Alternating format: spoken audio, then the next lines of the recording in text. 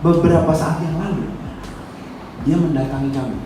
Saksi ini memberatkan, mendatangi kami, minta maaf, minta ampun karena telah melakukan fitnah terhadap Habib Rizik. Saya punya surat pernyataannya. Dia minta maaf karena selama ini hidupnya berantakan setelah memfitnah orang yang gak bersalah. Kita masyarakat gak bodoh.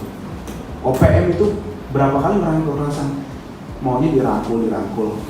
Kenapa nggak subobjektif gitu loh? Kalau kita mau rangkul yang satu, sekarang kita rangkul semua gitu loh. Maksud saya jangan yang sana dirangkul, yang sini dihajar gitu loh. Padahal yang sana melakukan pembunuhan ini kan apa gitu, masih baru terduga dan saya menyesalkan suara-suara Komnas HAM yang nyaring di sana tapi sumbang di sini. Kalau seorang Brigadir Joshua aja satu nyawa itu menggemparkan seluruh nasional, ini 6 nyawa loh. Ya kalau kita ngomong kuantitas lebih banyak, ya kan. Dan ini mereka ini butuh keadilan, mereka itu butuh istilahnya itu hukum yang tepat. Ya memang kalau memang nggak bersalah, ya kan, jangan ada rekayasa, karena rekayasa yang dibilang sama Bang Ajis itu, ya kan, saya pun juga pernah mengalami. Dan saya yakin korbannya ini banyak sebenarnya. Ya sekarang kalau Brigadir Joshua itu keluarganya nggak teriak, saya yakin deh itu lewat. Semoga Allah Subhanahu wa Ta'ala menghancurkan sehancur-hancurnya para pelaku pembantaian 6 syuhada pengawal kami dan yang memerintahkannya, serta para aktor intelektualnya juga yang merestuinya, dan semua yang terlibat dalam pembantaian sadis dan brutal tersebut secara langsung maupun tidak langsung. Allahumma dammirhum tadmira waqtulhum balada wala tughadir minhum ahada ya qawi ya matin ya muntaqim amin ya rabbal alamin. Allahu Akbar, Allahu Akbar. Sudah aman. Mas Aziz, kemarin di rapat dengan pendapat yang dilakukan Komisi 3 tentunya bersama dengan sejumlah stakeholders, kita lihat ada Pak Mahfud, kemarin juga ada Kapolri juga, tidak hanya membahas kasus Brigadir J atau Ferdy Sambo, tapi ada yang dibahas KM 50. Ini Mas Aziz mungkin bisa bercerita ya, apa sih sebenarnya yang membuat ini sampai saat ini masih terus dipertanyakan? Bisa digambarkan fakta dan juga realitanya seperti apa? Silakan. Baik, terima kasih saudara moderator, MC dan juga narasumber semua yang saya hormati, dan juga Mas Alvin, terima kasih banyak.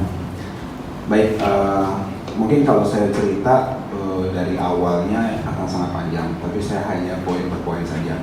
Yang pertama adalah saya mau sampaikan bahwa dalam kasus KM50 ini ada suatu hal kejadian yang janggal dan penuh dengan rekayasa, seperti itu. Dalam pandangan kami, tim kuasa hukum beserta keluarga sampai saat ini seperti itu. Dan ditambah, yang kedua adalah dugaan rekayasa dan tadi itu dan segala hal yang memang janggal tadi itu diiringi dengan ketidakadilan dalam proses penyelesaiannya, seperti itu, dan tidak diungkap. Di mana alhamdulillah beberapa waktu kemudian, seiring waktu bergulir, ada pengungkapan yang akhirnya terungkap ke publik, antara lain kasus persidangan Habib Bahar bin Smith. Di situ kan dia didakwa terkait dengan pernyataan bohongnya soal jenazah KM50.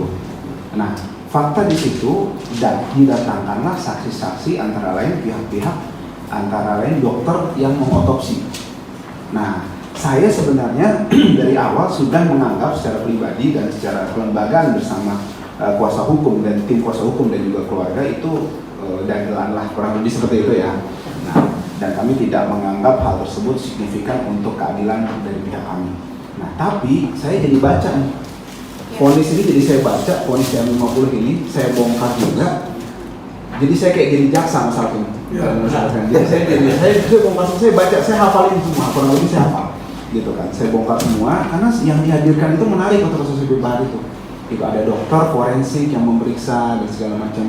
Saya penasaran, kok bisa-bisanya quote unquote dagelan tadi itu membebaskan orang secara onslaught gitu. Jadi kenapa gitu kan? Tertarik saya gitu kan. Tadinya saya pikir adalah nggak penting gitu kan, ini nggak adil juga, dan kita memang mintanya penyelesaiannya Undang-Undang 26/2000 karena itu masuk ke pelanggaran HAM berat dari persepsi kami kan. Dan juga secara naluri keadilan seperti itu. Tapi saya penasaran, saya buka satu-satu, ternyata banyak sekali kejanggalan yang saya bisa ungkap sedikit di sini ya, saya buka sedikit. Silakan. Ya, antara lain misalnya pernyataan dokter satu vonis ini. Saya mau tanya, KM50 itu satu fakta kejadian atau ada beberapa kejadian? Kan satu. Nggak mungkin ada kejadian mobilnya Land Cruiser hitam misalnya. Habis itu yang satu melihatnya mobil Pajero. Enggak. Satu kejadian nggak mungkin ada berbeda gitu. Kok bisa ada perbedaan persepsi? Apa itu? Contoh, dokter forensik menyatakan dan saya kuatkan juga di persidangan bahwa tidak ada tembakan dari belakang, semua tembakan dari depan.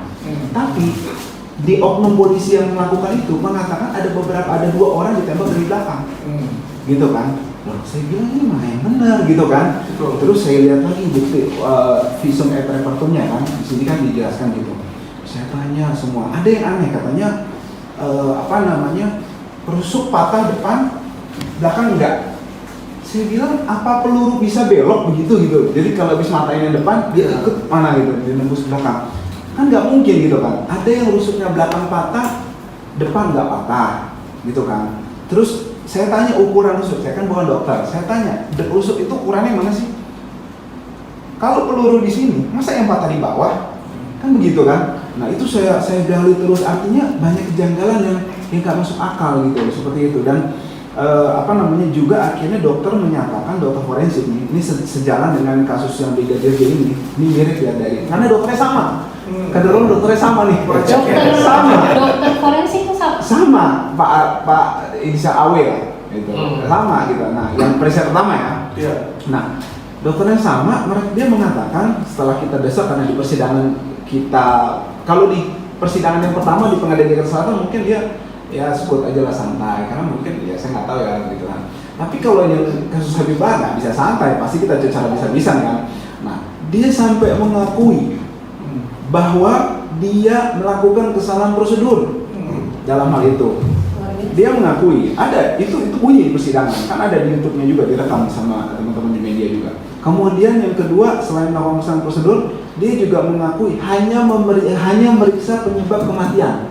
Artinya kalau ada dugaan penyiksaan dia nggak periksa, gitu loh. Itu yang kedua. Terus kemudian juga ada beberapa dijebak sama Habib Bahar, tanda petik ya.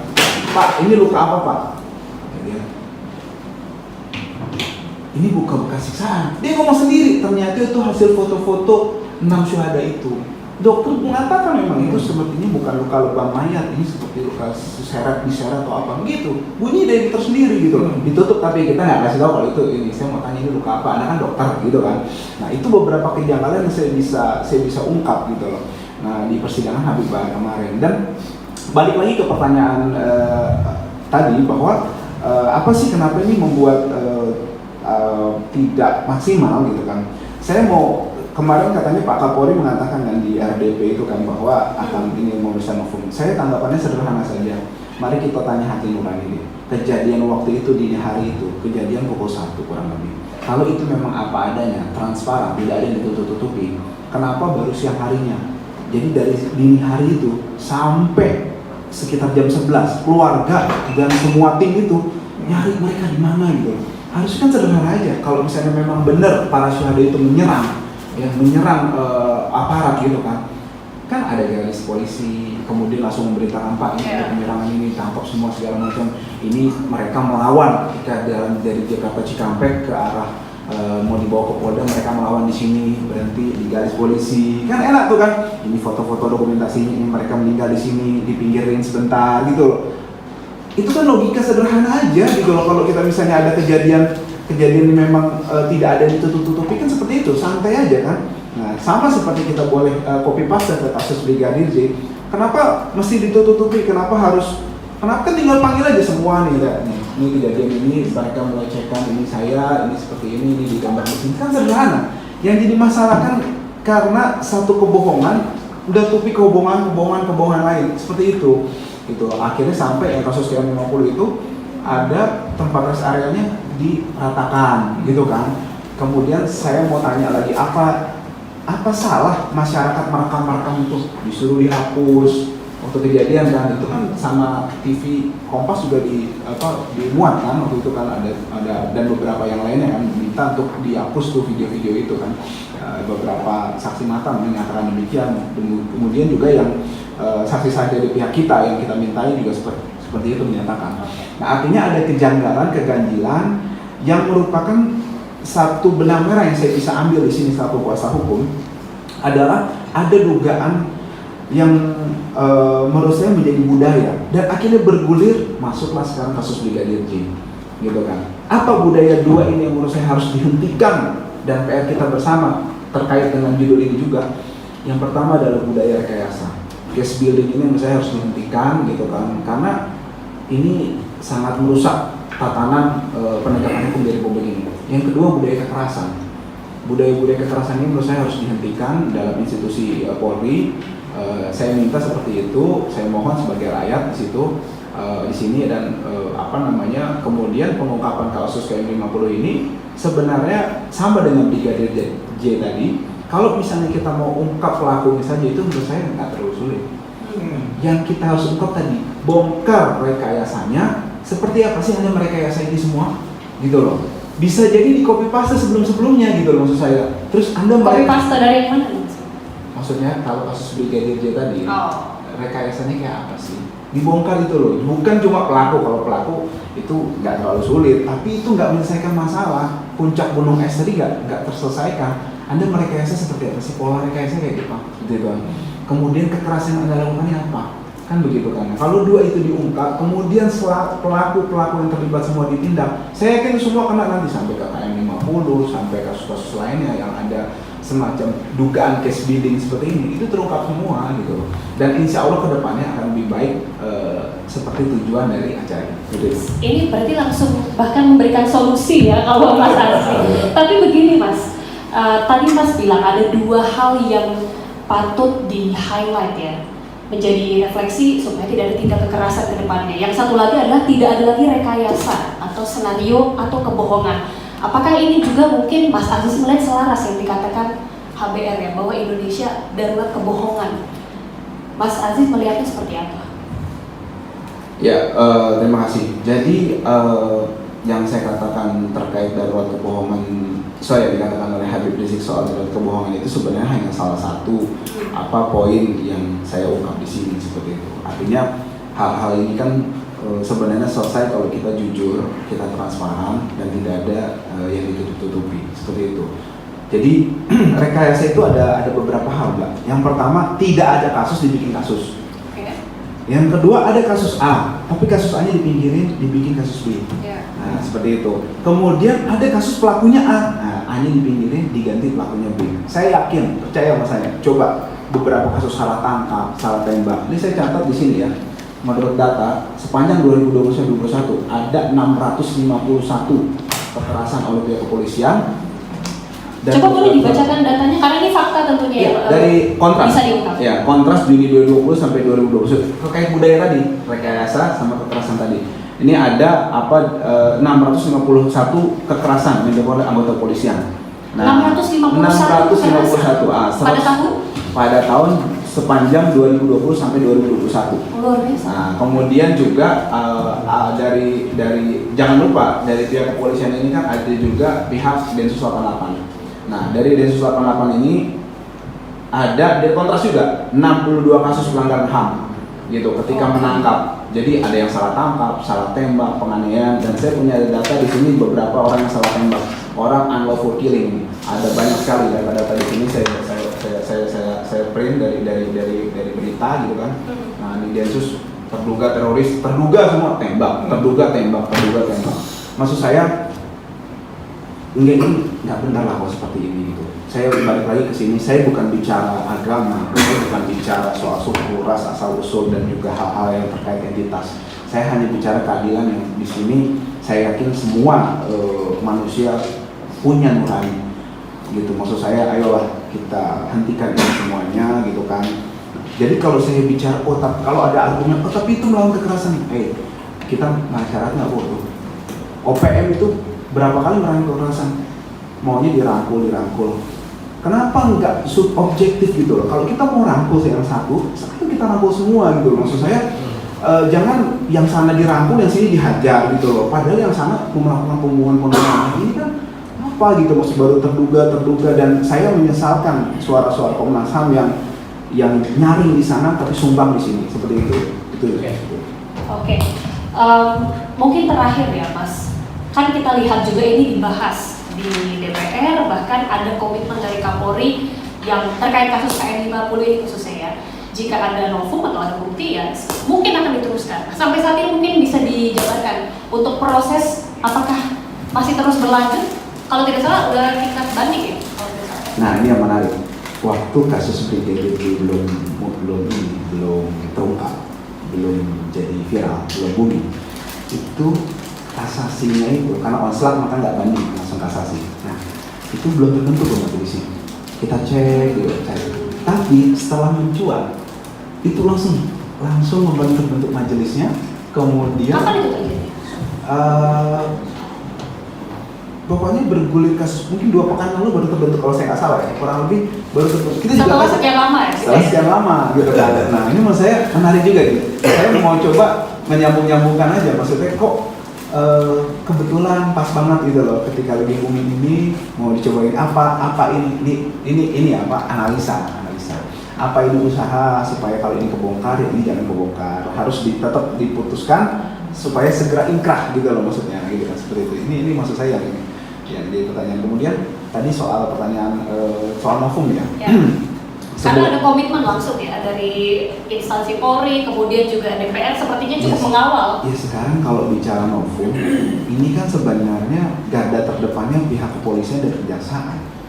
Kita kan di sini pasif seperti itu kan. Ya kalau bicara novum kemarin waktu persidangan Habib Bahar, kalau memang kita entry point-nya punya semangat yang sama untuk menegakkan keadilan, menghentikan dugaan rekayasa, mau mengungkap kasus ini, ya kita peduli sama 6 syuhada tuh yang ibunya kehilangan anaknya, yang kakaknya kehilangan adiknya. Kalau kita punya kepedulian ke arah sana, ayo kita sama-sama gitu loh. Kan kelihatan tadi saya jelaskan ada bukti persidangan, ada vonisnya Habib Bahar di situ kan. Kemudian juga ada beberapa hal yang memang menjadi data-data yang memang dibutuhkan gitu. Tapi kalau kami tetap meminta, mendesak untuk diselesaikan melalui Undang-Undang 26 2000 gitu kan. Dan satu lagi terakhir saya mau sampaikan, mungkin teman-teman masih ingat kasus Habib Rizik yang ke Rumah Sakit Umi. Yang Rumah Sakit Umi, saya punya data. Habib Rizik ini kan didakwa di Rumah Sakit Umi ini ada 2 nih yang saya mau katakan rekayasa. Karena saya di sini pengacara, saya punya kemampuan untuk membongkar di persidangan dan di proses pemeriksaan para saksi gitu kan. Saya sampaikan yang kasus Habib Rizik dulu. Habib Rizik di Rumah Sakit Umi ada salah satu saksi bersaksi di kepolisian, bersaksi di pengadilan. Kemudian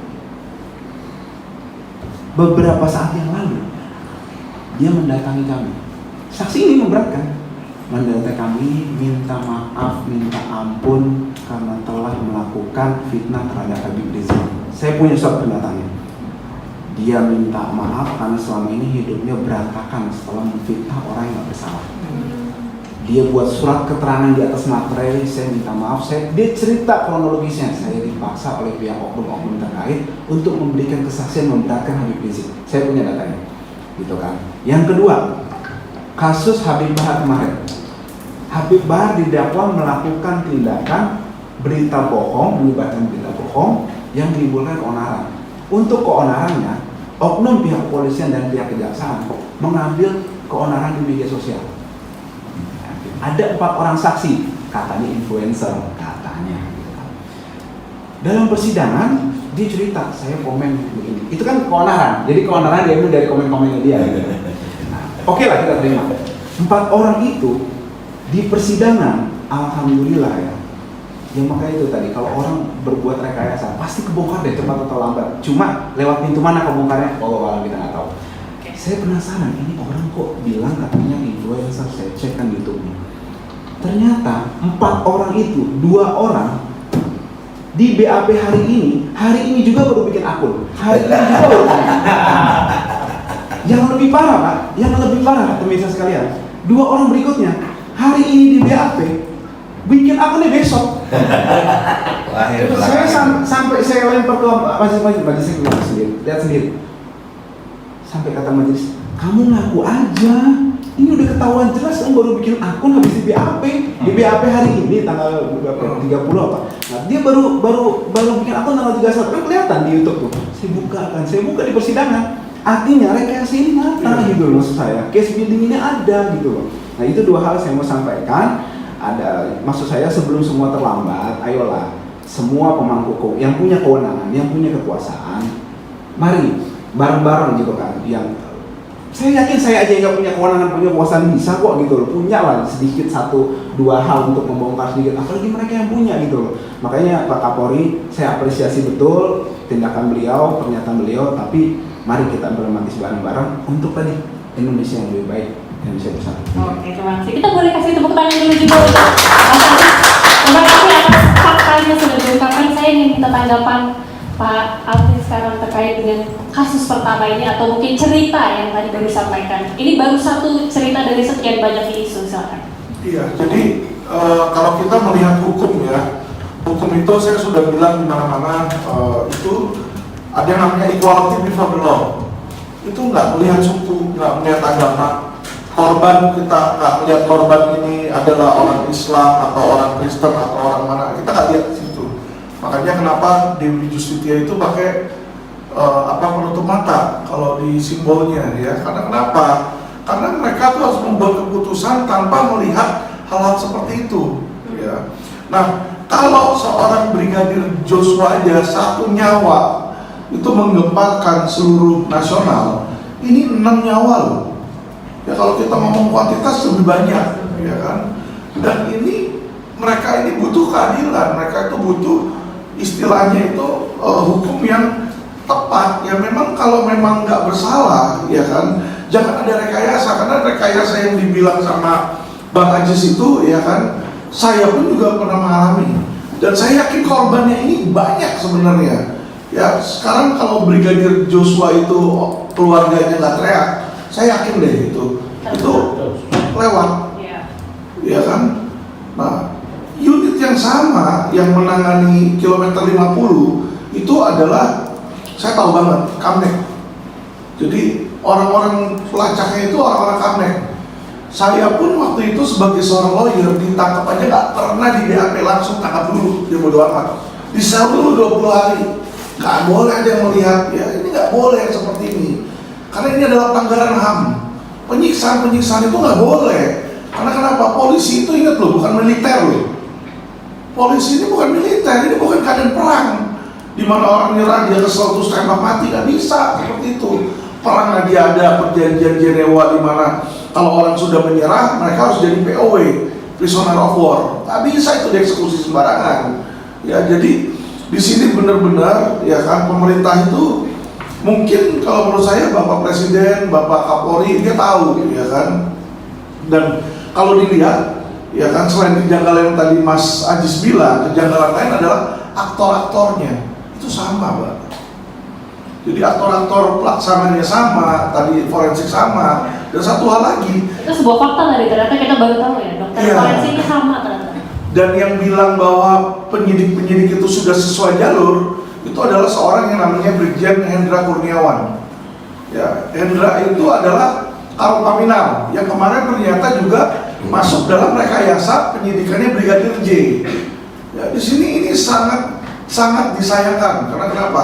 Kita mengalami sendiri dari LQ sudah ada puluhan laporan propam yang tidak ditindaklanjuti sama sekali oleh propam. Puluhan laporan tidak ditindaklanjuti. Puluhan laporan, termasuk beberapa laporannya yang nanti kita akan bahas dengan Pak Alwi di situ ya. Jadi puluhan laporan mereka bilang lapor, tapi ya itulah makanya kenapa ada hashtag percuma lapor polisi, Mbak. Nah, jadi kita mau nanti dalam tahap terakhir ini kita akan mau memberikan solusi ini kira-kira dari dari pemirsa, kira-kira gimana solusi itu. Nah ini pun nanti akan ditunggu oleh Bapak Kapolri dan beberapa politisi lain ya. Jadi kemarin saya juga udah ketemu dengan Pak Dahlan Iskan dan beberapa media. Mereka mau tuliskan kita punya upaya gitu loh, maksudnya memberikan masukan apa yang harus dilakukan oleh negara ini ya kan, pendapat dari kita. Siapa tahu bisa diadopsi untuk menjadikan Indonesia lebih baik. Assalamualaikum warahmatullahi wabarakatuh. Ini nggak usah lama-lama buat seluruh rakyat Indonesia. Alhamdulillah, Majelis Penderitaan Rakyat dengan kekuatan yang ada sekarang sudah sampai di sidang PT UN, dan kita masih banyak yang akan kita gugat lagi tentang masalah mandatori vaksin. Jujur aja kami kesulitan untuk dana untuk operasional. Ya, dengan segala kerendahan hati kami mengajak semua rakyat Indonesia yang mau, sekali lagi yang mau, gak ada paksaan untuk yang tidak mau. Nih ada meme-nya atau flyernya atau apa namanya, lu catet deh, ayo sama-sama kita berjuang untuk stop mandatori vaksin. Dah, gitu aja, gua tunggu partisipasi kalian semuanya. Gua nggak mau meminta pada lembaga tertentu, gua nggak mau minta pada partai tertentu, karena ini perjuangan untuk rakyat Indonesia. Gua nggak berafiliasi dengan kelompok tertentu, gua nggak berafiliasi dengan partai tertentu, karena gua rakyat Indonesia yang untuk rakyat Indonesia. Kapan lagi kita berjuang dari rakyat untuk rakyat demi rakyat? Merdeka, Allahu Akbar.